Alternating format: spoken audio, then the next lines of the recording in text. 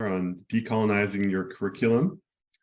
My name is John Beal. I'm the manager of SDSN Canada, which is a national network hosted at the University of Waterloo to engage Canada's colleges and universities to achieve the Sustainable Development Goals, also known as the SDGs.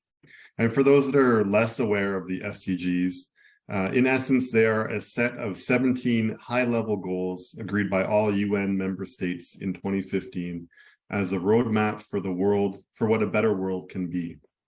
They range in topic areas on social, economic, and environmental sustainability, from eliminating poverty to reducing inequalities to tackling climate change and redefining our economic systems.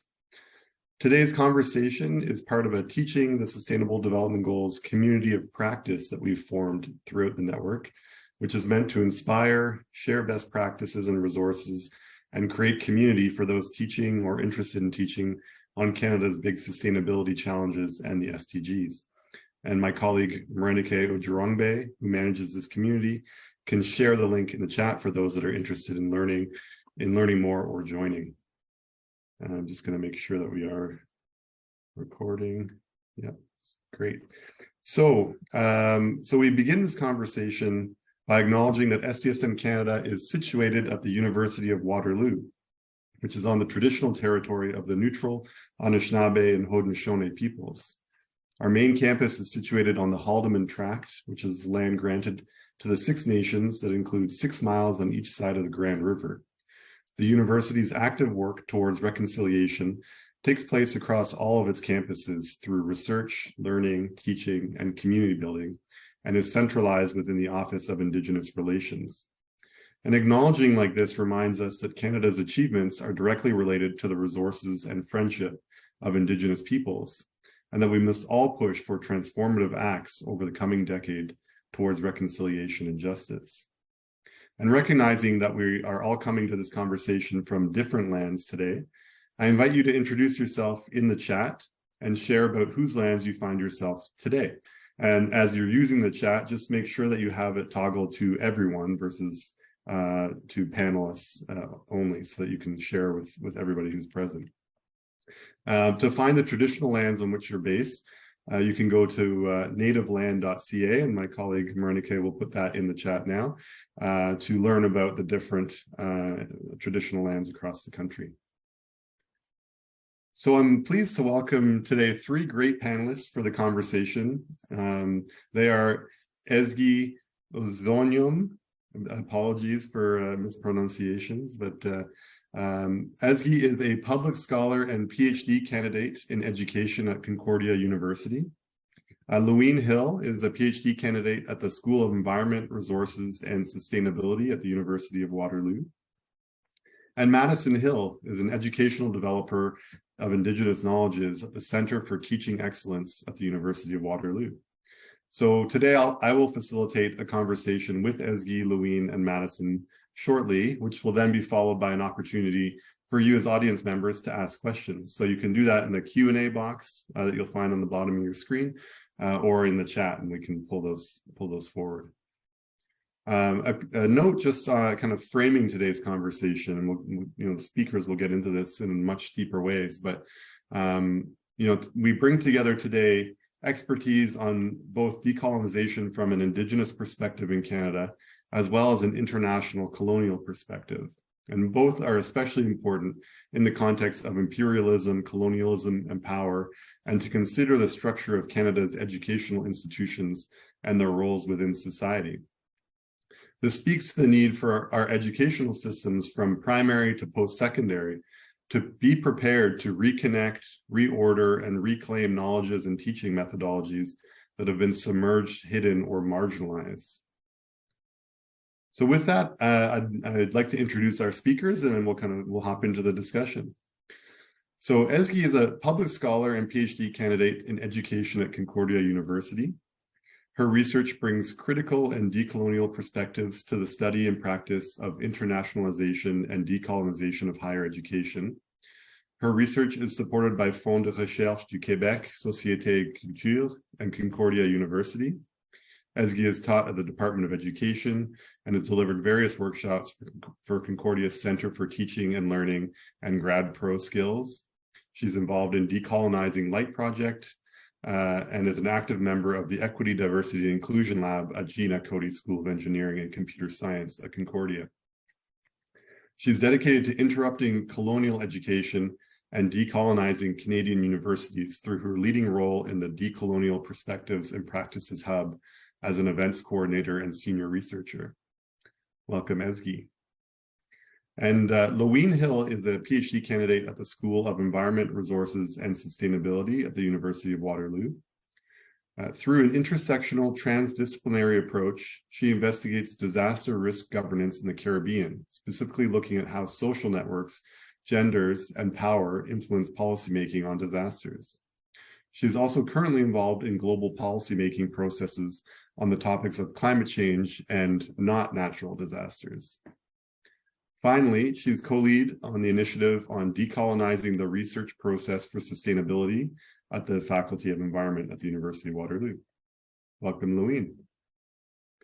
And Madison Hill is an educational developer for Indigenous Knowledges at the University of Waterloo.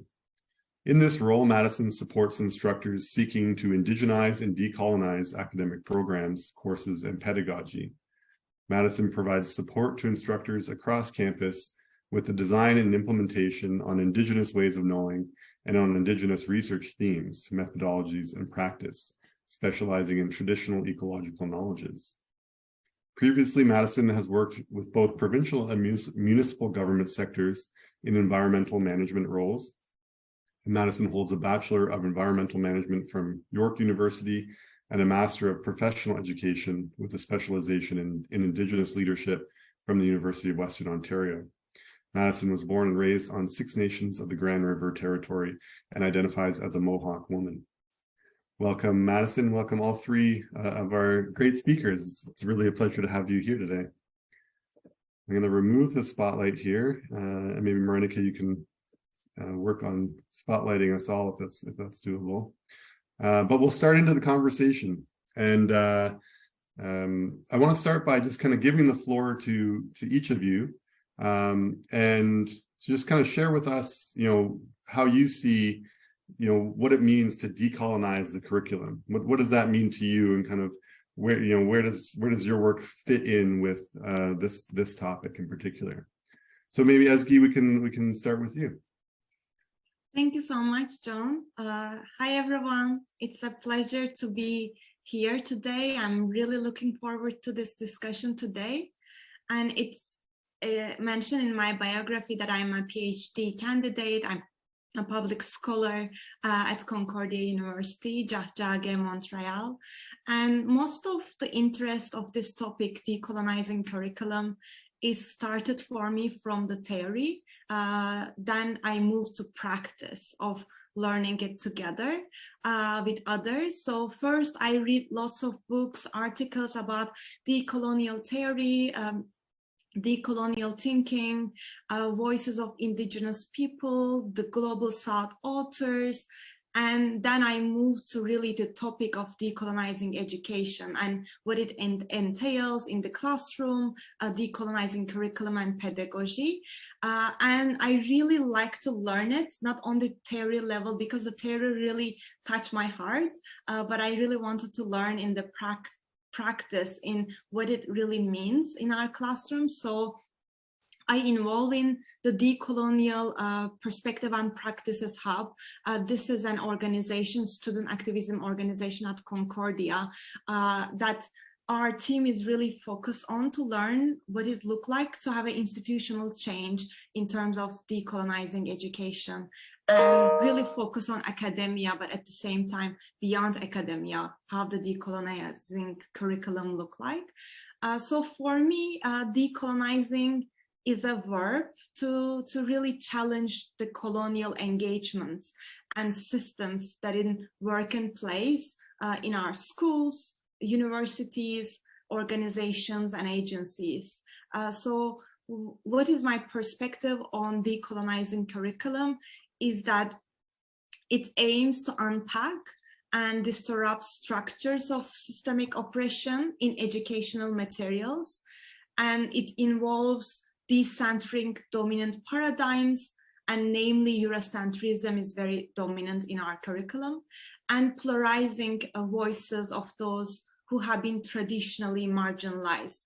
And in the Canadian context, the focus is on indigenizing curriculum. So indigenizing and decolonizing curriculum is really goes hand in hand in the Canadian context. And in its nature, I believe that decolonizing the curriculum requires collective efforts. It involves others and other voices polarizing. And that's why in my involvement in Decolonial Hub, we invite various stakeholders, such as faculty, staff, and students, to really deconstruct certain materials, such as syllabi or textbooks that we use in our classrooms and artwork, that how from different various disciplines that we can involve in decolonizing curriculum topic. And in those spaces, that what I observed that it really supports a few fundamental issues.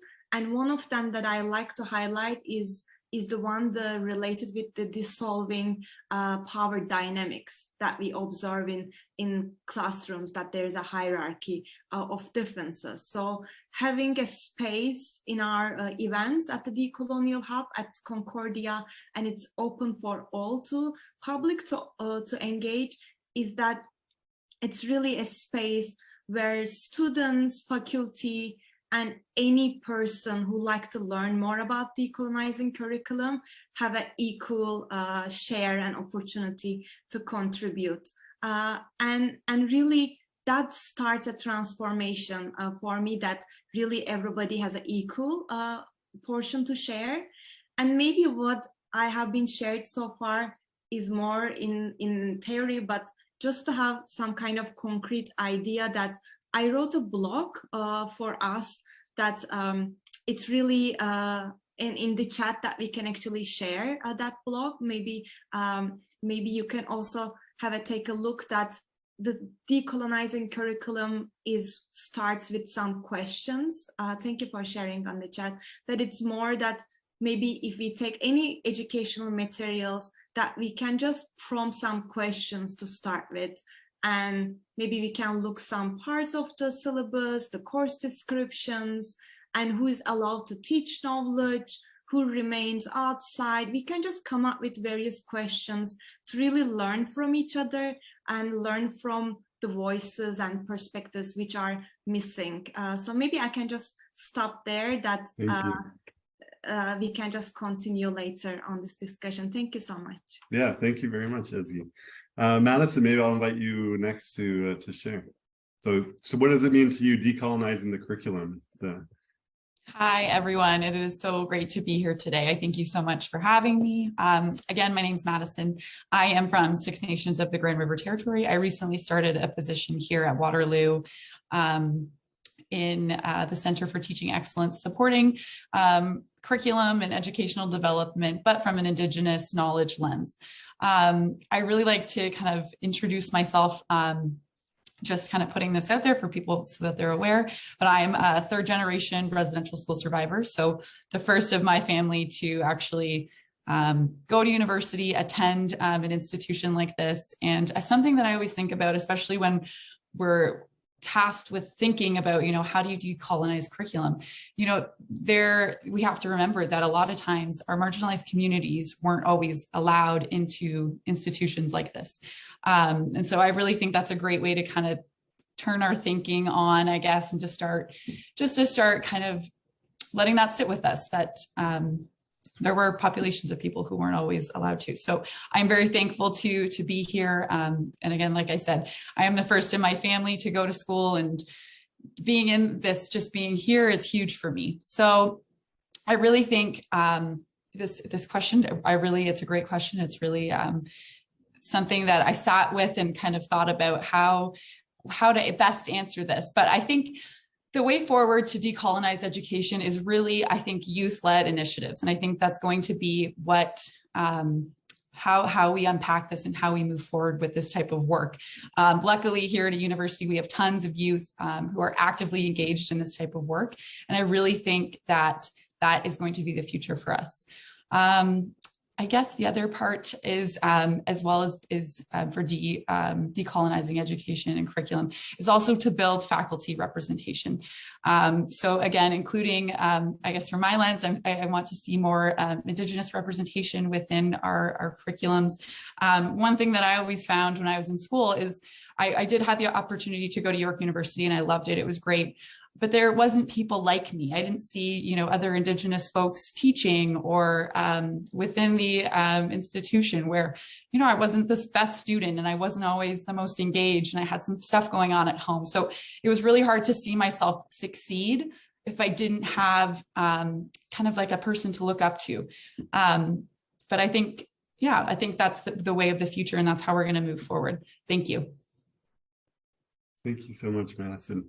Lowine, I invite you to share some words as well, please. Yes. So hi, everyone, and thank you for having me.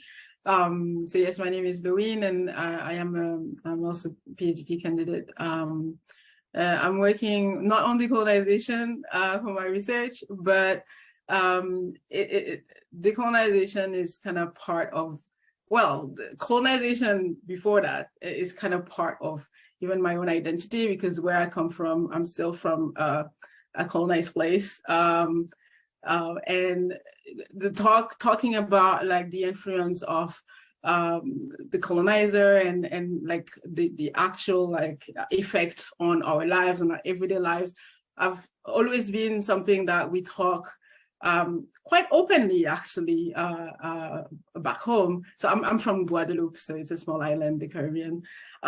So this is something that we talk about, like the way things are done, the way we interact with law enforcement, the way we, like everything, there's like colonization is really very much present. So that questioning kind of started quite early on. For me, but it really materialized, when kind of arriving here, and I'm also having the confidence to express to express like and to identify really what are the issues within the way we are taught, within the way we are creating and acquiring knowledge.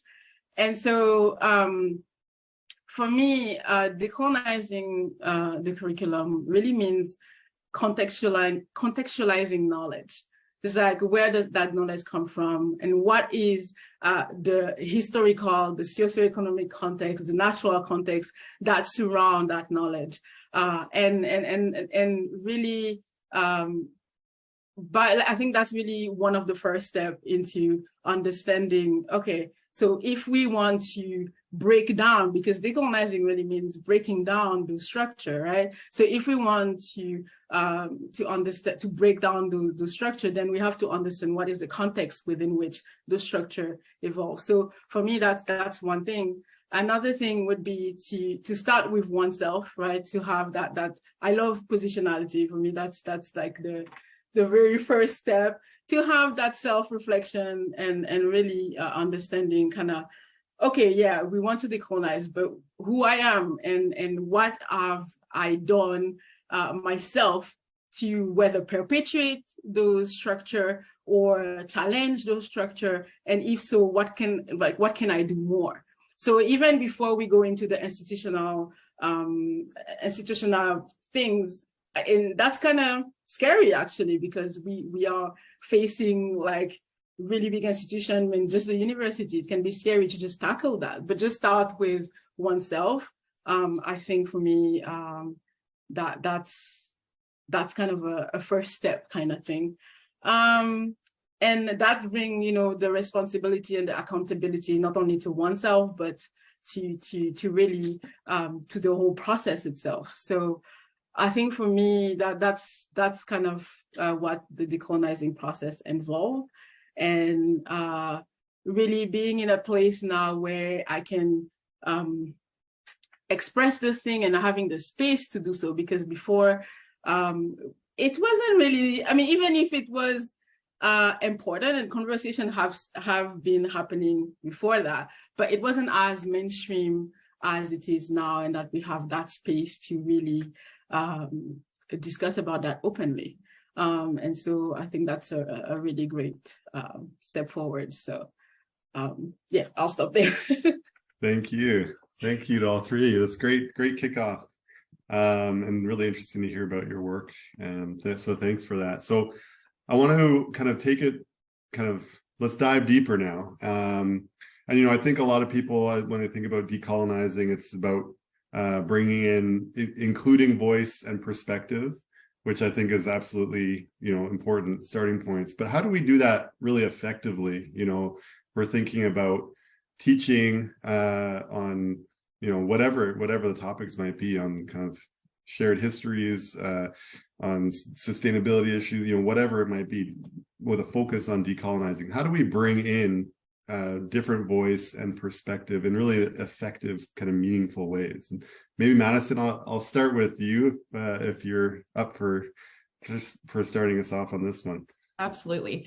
That is a great question. And I think this is something that people are oftentimes, they get kind of stuck at. And it's, I get it. It's a big question. It's a big, something big that you need to grapple with a little bit.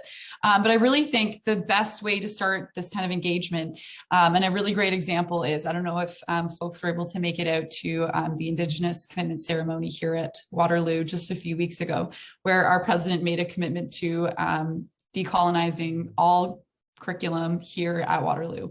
And I really think that was an amazing starting point in just making like a safe space for people to come and learn about something. And, you know, even if you're not an expert on it, but you can come and this work is going to be taken seriously. And just a commitment to, you know, involve Indigenous students, hire more Indigenous staff to do this work. And it really was just an amazing way to kind of kick that off and really publicly announce that we're going to take this work seriously. So to me, that was a really great way of engagement. Yeah, great. Thank you. So that kind of public commitment from kind of the top of the institution is just a way to kind of bring it in throughout the institution. Great. Lowine, do you want to jump in on that? Thinking about like really effective ways to include different voice, new perspectives in our teaching. Yes, I mean, I think the first point, and I might be rude there, but this is about shutting up and listening. You know, it's really about like, because like, you know, we want to do well, we want to I mean, representation is good, but representation without power, it doesn't bring anything. So really learning to shut up and listen to those other perspectives. And once we listen, then, you know, we know kind of where to go from there and how to really meaningfully include. And I don't like include, because include means not include, but I mean, because include mean the table stays the same, right? But the goal is really to break down that table, right? So to as a group really think about, okay, what is the direction forward, and that everyone, you know, has the power to shape the way that table is going, the form that table is going to take. And so I think, yeah, really for me, that's just that, like starting to listen. And the commitment, you know, being intentional, it's good. Again, it's really, really, really good. But then if we do that and we don't listen to actually the voice of the people who are involved in it, who have their own lived experience, then we're kind of missing the point. So that would be that for me. Thank you. I think I mean, I appreciate your unpacking language, because like that's such an important element of this conversation, and kind of how language has meaning that we may not intend for it, but how it might communicate. And so your heightened awareness of it, you're able to kind of break it down in real time with us here. And I think you're right, like it's about breaking the table, not bringing necessarily more people to the table, I guess, depending on the context. But Appreciate that. Thank you. Ezgi, your thoughts?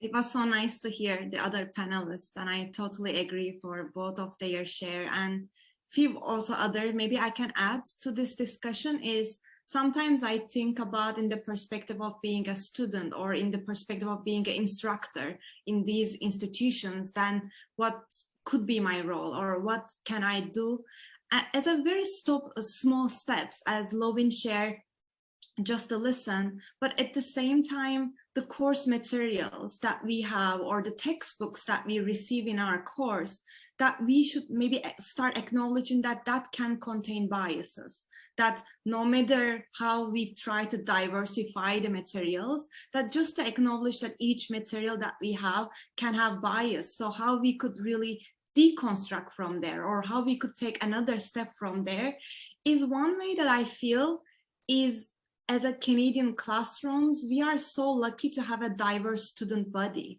and really allow those spaces in our classroom that the students bring their prior knowledge to those spaces, and maybe we can hear their narratives and their own background and how they really take on those materials and topics. And really, this is how I see that one way to really diversify, because I feel sometimes we put so much responsibility on the shoulder of some specific personnel.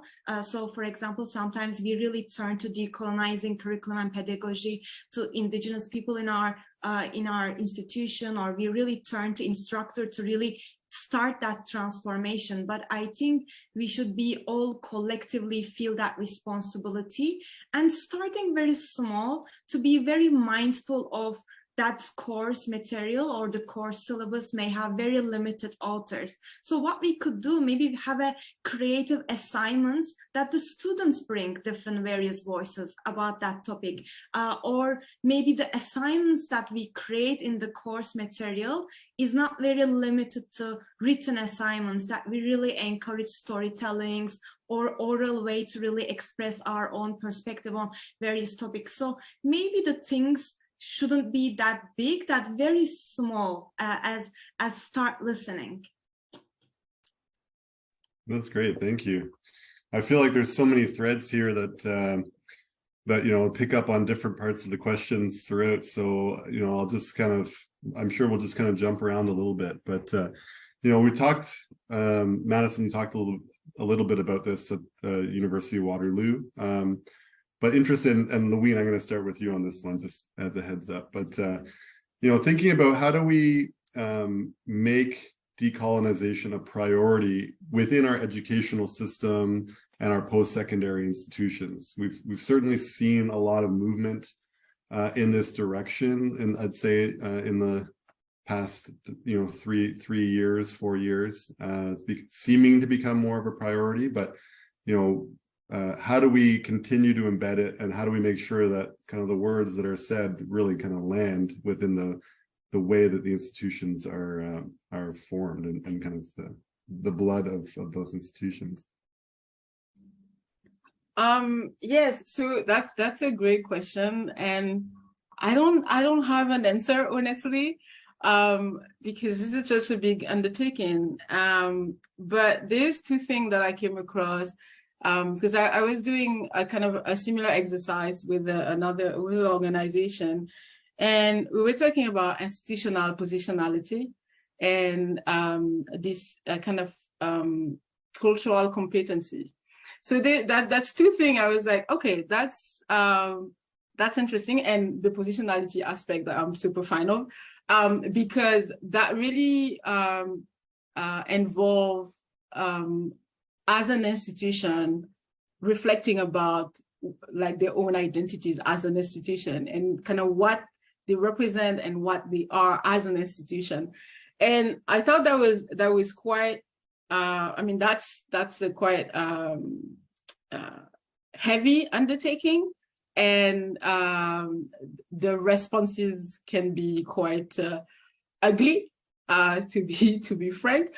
But that would be like a great step, to kind of really formalize the way going forward. Okay, so that's like, okay, what identities do we have as an institution, and what do we want to do with that? What kind of issues do we have? Because yeah, again, acknowledging and being intentional about it is good, but then can we question ourselves? How do we set our accountability? How do we set our responsibility? And I think, talking about that institutional identity kind of bring up those questions, and finding ways to actually address them would be an exercise that could be, university-wide. Obviously, this is not done today process. This is a long-term process. But I think that would be like a really great step to really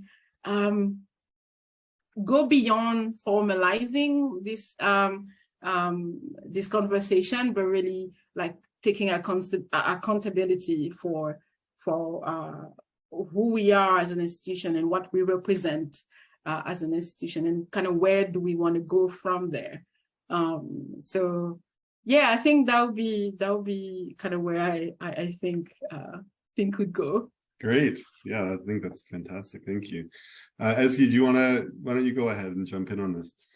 Yeah, actually, what Lowine said is also related to what I was thinking when you asked this question about the making priority, the decolonization, make a priority for the higher education institutions, is that when I look right now in Canadian universities, I see various agendas are playing role. I can see that there is a push for equity, diversity, inclusion, Black Lives Matters, Indigenous Life Matters. There are various offices are opening up related to this. At the same time, I observe that there is still international education. Internationalization agenda is also playing role. So in that respect, of course, making decolonizing work as a priority is very important step for post-secondary institutions. But I will play a little bit the similar role with Lovine's idea that I think coherence is very important.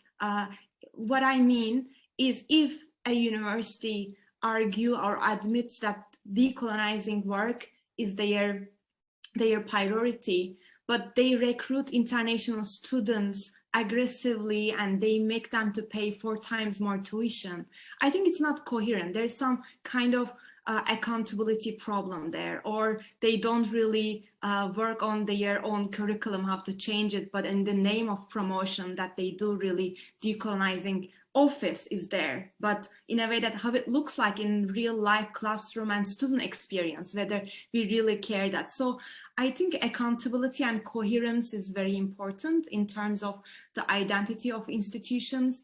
The other thing that I would like to mention is, I think transformation, sometimes we always turn to the top to change, but at the same time, we should remember that any transformation should be happening in different levels and layers. That I always argue that decolonizing work is happening in different levels and layers, that there's a grassroots works happening in our higher education institutions. But at the same time, there should be also that coherence between the top institution region at the same time with the grassroots work that really fits into it. So that's my intake. Thank you. Thank you so much. Madison, over to you.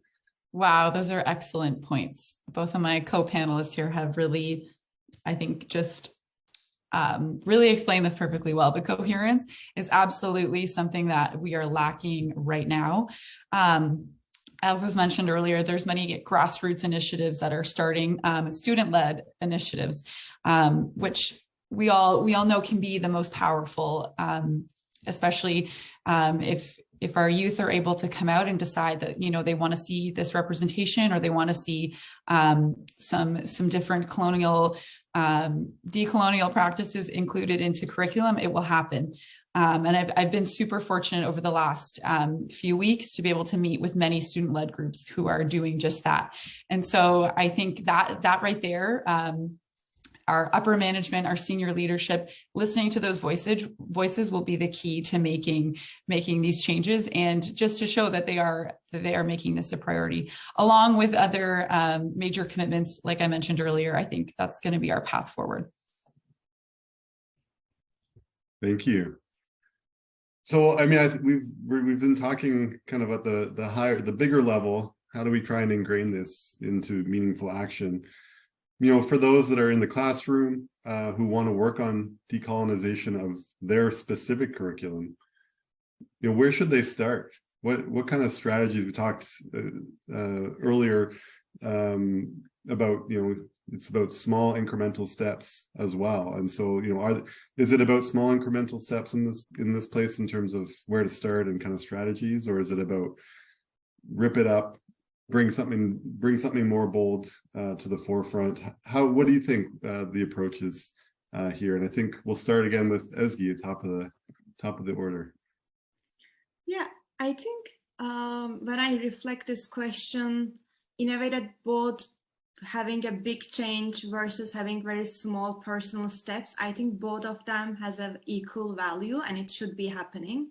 There's no doubt. And in terms of, if we just take on right now what has been shared, is that positionality. I think really starting from to really look towards yourself. It's really when I start this journey of learning more decolonizing through the consultation with others. This is also where I end up with always thinking about where I locate, and to really turn myself and really be very act of humbleness and open to learn in this path with others. So that's something that I really would like to share, that having a conversation about this with others that who also sincerely like to learn with you and really exchange ideas and really act on it and learn from your own actions. And sometimes we're so afraid of making mistakes that we really don't want to involve because of not having any mistakes or offend someone or some population. But at the same time, I think it's always start with that sincerity to learn, and then having a kind of cohort working group around you really helps you while you are reflecting similar questions with others. That if your instructor, maybe you can reach out few other instructors in your department. If you don't have any department involvement, maybe start with your own students to learn together in your own course. And there are various offices in universities now really encourage that decolonizing curriculum work, that you can consult with them. And really what I also observe and advise from my university is not every time to go to their door and really ask every question to them, but just to have some kind of action plan, and maybe once a while really have this share and consult, but at the same time have some cohort around you that you can work and learn together, and find these kind of webinars and spaces to really enrich your ideas and continue learning from others. So that's, I think, my way to really approach this work and strategy to work continue. Yeah. Great. Yeah, thank you. Madison, I want to invite you in. Thank you. I'm going to pull from just my recent experience. So like I mentioned earlier, I've recently started a position here at Waterloo with the Centre for Teaching Excellence. I've had some amazing opportunities to meet with very eager faculty members, but then I've had some not so eager faculty members who are a little bit apprehensive about, let's say, indigenizing their curriculum or decolonizing their curriculum, just because they feel, as you know, in one part of their work, they are experts. But just that they're not feeling like they should be the person to do this work or implement this work into their curriculum. And I really love to challenge that rhetoric, because I think we all, as a global community, or even as a university that's made this commitment to indigenize or decolonize our work, we have a little bit of a responsibility here to inform ourselves, to maybe do some reading, some self-guided reading, or do some workshops. And there's so many different, and especially right now, There's so many different initiatives that are starting. There's many different ways that we can learn. And I really think that that's where we just need to start, I think, shifting our mindset and making it a priority as we move forward. Thank you. Lowine. Yes. So this is actually this is one question that we had, because it's kind of daunting, like to see, okay, where to start, how to start and all that. And so this is an initiative, so we had an initiative,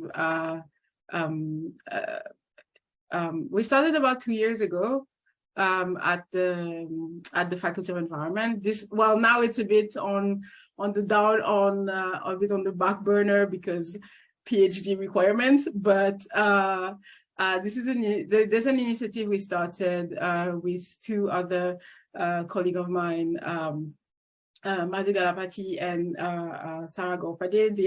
They are finished now. But that because we were like, okay, so then yes, we want to decolonize, we want to talk about, do all those weird things, but where to start and how to start. And so we kind of thought about a bit of a 3-step process.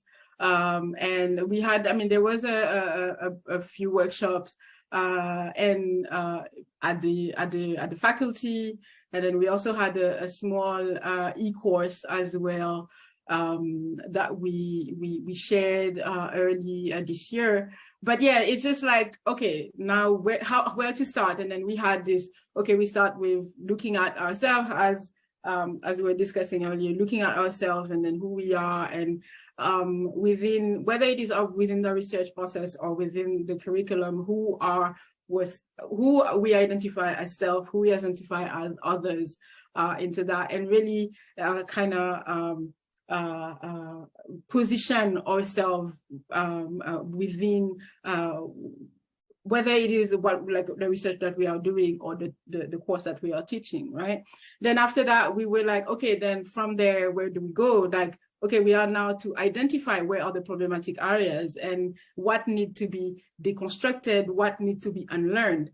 And so then from that afterwards, okay, now we need to relearn, right? So create that new knowledge and really how to go forward. And Ezgi, you were talking about action plan. We also had an action plan. We had like about, I don't know, I think there was like 20 questions or something where we were like, okay, so how to guide the reflection going forward, the step going forward, but also how to create like an accountability framework to ourselves, because now we have that action plan. We're like, okay, obviously it's easy for us to say, it's easy to say, okay, I'm not going to follow that. And because there's no one who is, going to check, but it's really just a way to challenge the way we think and really having that framework as in like, okay, this is what I set myself to do.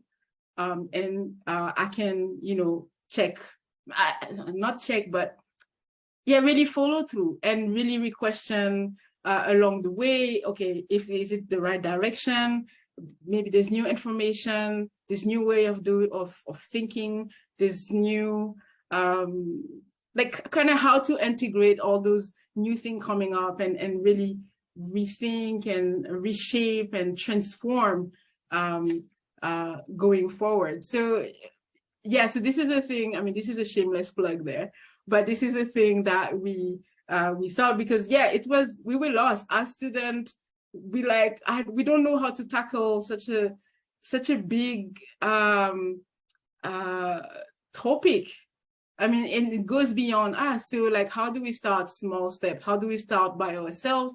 And then how we can go forward, influencing others also to take that step. So I think that was one strategy. I'm doing it myself. And I encourage other people who interact with me to do it as well. And so, yeah, so this is something that we try to do. Yeah, I'll say personally, because we've chatted before at the University of Waterloo, very inspirational, you and your co-creators taking action on it. And then, from a speakers series on the topic to developing a course. And so it's like trying to find ways to embed it within the institutions very, it goes above and beyond. So just a congratulations to you in that. And, so we're getting to kind of 15 minutes to go. I have another question that I'm going to ask, but just before that, I want to just encourage everyone in the audience, if you have a question, please feel free to put it in the Q&A. I know there's a couple there that we can go to. And then also, this next question is around, examples, resources, inspirations that you can point to where we can kind of all learn from. And so, I would encourage you, everyone, if you have something to share, please do so in the chat, and we're going to collect these and share them back with everybody afterwards. So, so it doesn't just have to be the panelists sharing kind of their inspirations and resources. So if you have others, please do share. So maybe I'll start with you, Madison, on this question. And are there certain examples, inspirational resources that you would like to kind of flag and point out to everybody? Absolutely. So I'm also going to do a shameless plug out for the Center for Teaching Excellence. We've recently, so my manager, Leslie, was able to find, I guess, or justify funding to hire 3 new staff. So myself and a team of 2 others to actively do this type of work in support for different faculties here at Waterloo. So in turn, that it will over the next couple of years, we will be creating a ton of different workshops. Right now, I'm working on a couple modules to implement into the Faculty of Science, specifically about traditional ecological knowledge as a way to decolonize the Faculty of Science and their programming. So I really think that as we look to move forward, I really think supporting not just at Waterloo, but broad spectrum, many different universities are starting to do this work as well. So just, taking the time to, engage with those workshops or engage with those course offerings, just to kind of help build the foundation, and so that we can in the future have some really awesome content for our students. Thanks.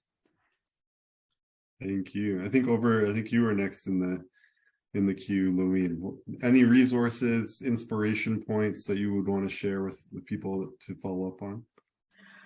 I don't have specifics, honestly, because so there's no size fit all, right? Like it's really like something that has to be. And I mean, the path, yes, I think the end result is the same for everyone, but the path that everyone take is personal. And so one thing I would recommend there, I can provide maybe afterwards some name of scholar but really looking at scholars, in South Africa,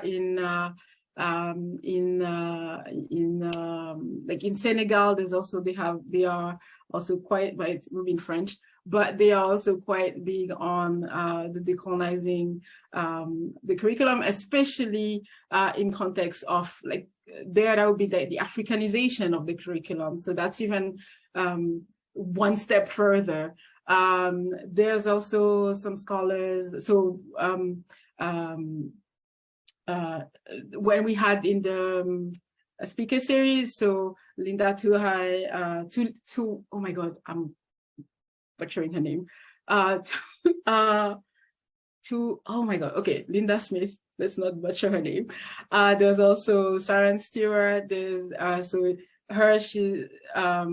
Professor Smith, she's mostly working from a Maori's perspective. We have also Sharon Stewart, who is working from a Caribbean perspective. There was also Professor Data, who is in Saskatchewan, if I'm remembering well, who is also doing who is also working from his perspective as an Indigenous person from Bangladesh, but also kind of bringing together the Indigenous perspective here in Canada and really discussing about the decolonizing process from those 2 lenses. So there are quite a lot of scholars that you can follow. Yeah, like I don't know. I think that's the thing that comes into my mind. Yeah, thank you. For that speakers series, are those recordings available? Is that something we could share with everybody afterwards in the follow-up? Yes, they are available. They are available. So while we wait for the question, I can look for them and then. Yeah, pop them in the chat if you want, and then yeah. we can also send it out in the follow-up. That'd be great. Yep. Okay, excellent. And I'll invite also anybody, if they have a question that they want to ask on camera, feel free to put your hand up and we can call on you. But over to you, Ezgi. Yeah, I'm just gonna briefly maybe share two things. One of them is the source that Morenica shared. It's very nice. I read about it, the Decolonizing and Indigenizing Education in Canada, the source that is already in the chat. It's very great. It's published in 2020, not so long ago, and it really talks about what has been done and what we learn in Canadian context of decolonizing curriculum. So this is one of the sources that I really suggest. The other one is to really look for various workshops or events to register. One of them actually is coming up that I organize with the Decolonial Perspective and Practices Hub. It will be in 27 October at 2 p.m. Eastern. So the idea is decolonizing curriculum. The same topic, what we will be doing is that we engage various course materials together and learn from our panelists that they are expert in various work. One of them is textbooks analysis in the classroom, and the other one is more how we could include artwork from various parts of the world, and she's from Pakistan, the other speaker. So it will be interesting to really engage, and our workshops usually involve the speakers to speak in the beginning, and the second half of it, just the participants involved together in a workshop that they go in breakout rooms and learn it from each other and practice this decolonizing curriculum. So I just invite everyone to register if they're interested and to come and share their ideas. That's great. Thank you. I'm going to put one in the chat also that I was going to do in my closing, but it seems to make sense here. It's an event, Colleges and Institutes Canada. It's actually next week in Quebec City, but it's the National Indigenous Education Symposium. And so looking at shared visions and responsibilities in advancing truth and reconciliation in Canada, in the college sector, and I'm sure well beyond that as well. But great. Well, that brings us to the end of the questions that we had prepared. And I know there are a couple in the chat, so maybe we just have a few minutes left, and we could try and touch on them quickly. But this one is to you, Lowine. You mentioned the importance of contextualizing knowledge. The question from Maria here is if you could elaborate on methods and ways to do that, or if there's an example. So I'll put that one there, and then maybe just one maybe you'll start, but then one for the group. This is another question. Is there room for students to contribute to the process of decolonizing the curriculum? If so, how may students do so to stir top-level management in the right direction? Maybe Lowine, why don't you start there, and then maybe Ezgi and Madison, if you want to kind of touch on that last one. Yeah, sure. So I feel bad saying that I don't have any techniques or methods, but one of the most important, the way, well, okay, let me rephrase that. So the questioning, just to give an example, when we really started openly questioning the contextualization of knowledge was when we had a class on the history of sustainability. And I mean, there were all these great people, you know, doing in Europe, doing all those things. And then I was like, well, you know, in the 1600s, the European were discovering things and stuff. You know, half of the world were enslaved or colonized. So it's just, and so that when I talk about contextualizing knowledge, it's really trying to understand in what historical context that knowledge have been created, in what socioeconomic context that knowledge have been created. It can be also another thing that we see a lot in social and ecological sustainability research is something called, it's something related to how people are vulnerable, right? There's always someone somewhere that is vulnerable, but what does that vulnerability entail? Who gave that that label of vulnerable population? Do the population themselves think they are vulnerable? So it's just like examples of knowledge that are common, but then it's really it's a perpetual questioning, really. It's really understanding, okay, but this is a common knowledge, but in which context it has been created? Why did it become common? So there's no method per se, there's no one way to do it, but it's really about questioning what we call common sense and common knowledge, right? And why are they common? When were they created? Why were they created? So yeah, I don't have a straightforward answer, but this is the reflection process that we tend to go through when we try to understand in what context that particular knowledge was created. Thank you. We're really running out of time, but I want to, and there's a question that we won't be able to get to even, but I wanted the other one that I had asked about students stirring top-level management in the right direction. Ezgi or Madison, maybe just if you have 30 seconds, the 1 minute kind of response, very appreciated if you wanted to jump in. So I'll just let maybe Madison, do you want to Sure. I would just say that's a great question, and I know how the institution can feel very large at times, but I think we need to challenge that, and it's not always so big. So just a couple quick notes that I jotted down. I would say find your student center and go there and ask how you can support. If there's a professor who's kind of championing this type of work, maybe ask them how you can support them as well, if there's any help anything that you could help them out with. And then also I just recently sat down with some students that were affiliated with the Student Council at Waterloo. They're also doing a lot of work as well to try to implement this type of knowledge into curriculum. So you just got to find kind of those groups that are doing it and maybe ask them, because there is power in numbers about how you can support the initiatives already. Thank you. Ezgi, we may have to stop it there. We're kind of right up on the hour. So I just want to say, thank you very much, Ezgi, Lowine, and Madison, for joining us today. Very thought-provoking, really great to hear about your work, your experiences.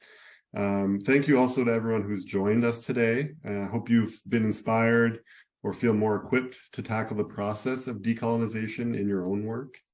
This is a huge topic. We're scratching the surface, barely scratching the surface in this one session. So, it's something that we will continue to have a focus on within this teaching community, and looking to share resources and do more convening on these conversations. So we will be sharing the recording from today in a follow-up email. We'll compile some resources that were shared, as well as some other resources that Marinike has put together and posted within that Teaching the SDGs community of practice. And you can find more info on that that community of practice on our website, which will be posted in the chat. And welcome to join. We're looking to bring people together that want to explore different innovations, understandings, and approaches on kind of teaching on a range of sustainability challenges. So I'll also say slightly different, but we have SDG Week Canada, which we are organizing in partnership with Colleges, Institutes Canada and the University of British Columbia Sustainability Hub. This will be March 6th to 10th, 2023. And so look for more info there. It's about engaging campus on the Sustainable Development Goals and all the different facets of it, of them. So lots more to come there. So with that, I will say thank you everyone for joining today, and we look forward to continuing the conversation in different ways. Thank you very much. Thank you so much. Thank you.